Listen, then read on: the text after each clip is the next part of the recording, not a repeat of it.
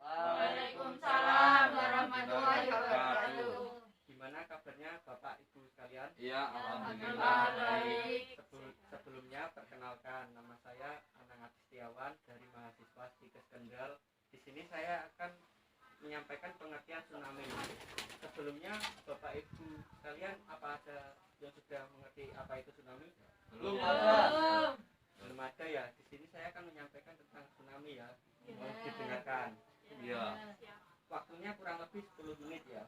Iya. Ya, tsunami berasal dari bahasa Jepang yaitu shou, yaitu pelabuhan, dan nami adalah gelombang. Jadi tsunami berarti pasang laut besar di pelabuhan. Dalam ilmu kebumian, terminologi ini dikenal dan baku secara umum. Secara singkat, tsunami dapat dideskripsikan sebagai gelombang laut dengan periode panjang yang ditimbulkan oleh suatu gangguan impulsif yang terjadi pada medium laut seperti gempa bumi, erupsi vulkanik, atau longsoran. Begitu ya Bapak Ibu sekalian. Iya.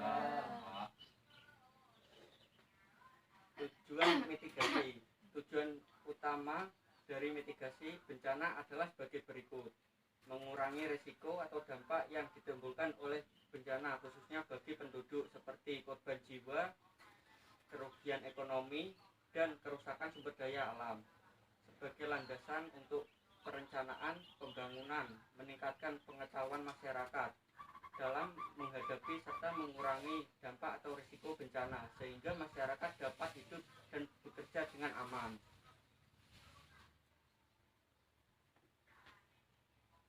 Di sini saya akan menyampaikan beberapa langkah penting yang efektif untuk mitigasi bahaya tsunami. Yang pertama, penilaian bahaya.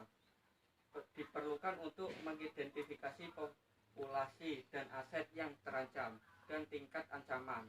Penilaian ini membutuhkan pengetahuan tentang karakteristik sumber tsunami, probabilitas kejadian, karakteristik tsunami, dan karakteristik morfologi dasar laut dan garis pantai. Yang kedua, peringatan. Sistem peringatan untuk memberi peringatan kepada komunitas pesisir tentang bahaya tsunami yang tengah mengancam.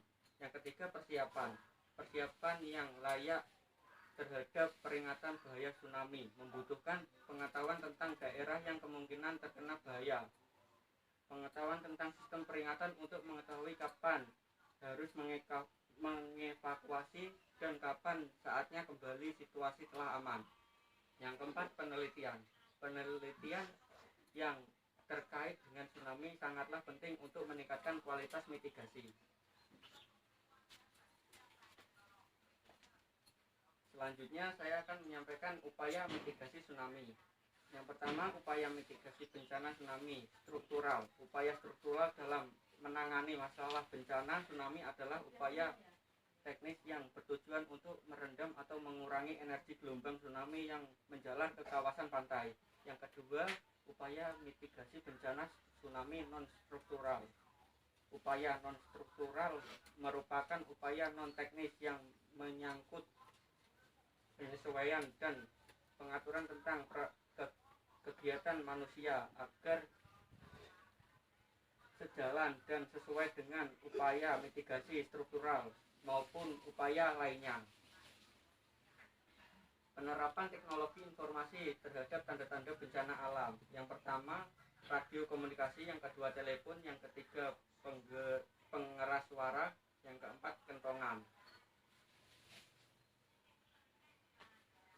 Apakah Bapak Ibu sekalian sudah tahu gimana caranya menghindari tsunami? Belum tahu.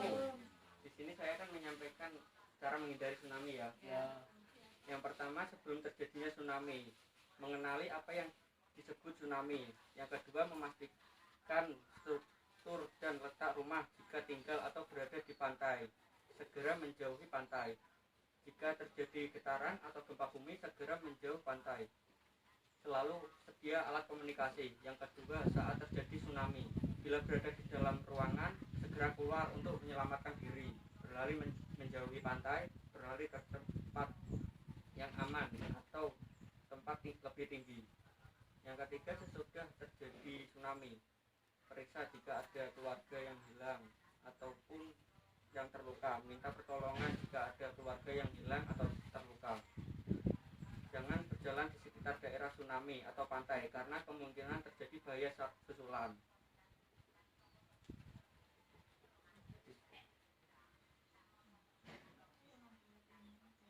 Saya membuat ini dari Aditya 2009, Muhammadiyah dan Kesiapsiagaan Bencana Bandung, Risalah MDMC, Nurjana dan kawan-kawan 2011, Manajemen Bencana Bandung Alfa Beta, Peraturan Kepala Badan Nasional Penanggulangan Bencana Nomor 4 Tahun 2008 tentang Pedoman Penyusunan Rencana Penanggulangan Bencana.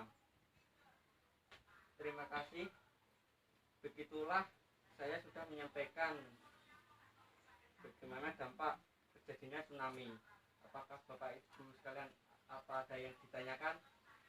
Ya, ada. Jika belum ada, terima kasih sudah mendengarkan penjelasan dari saya. Nanti jika ada yang kurang paham bisa menghubungi saya. Nanti saya akan membagikan leaflet ya. Bisa dibaca sendiri masing-masing. Terima kasih. Sebelumnya kurang lebihnya mohon maaf. Wassalamualaikum warahmatullahi wabarakatuh. Waalaikumsalam warahmatullahi wabarakatuh.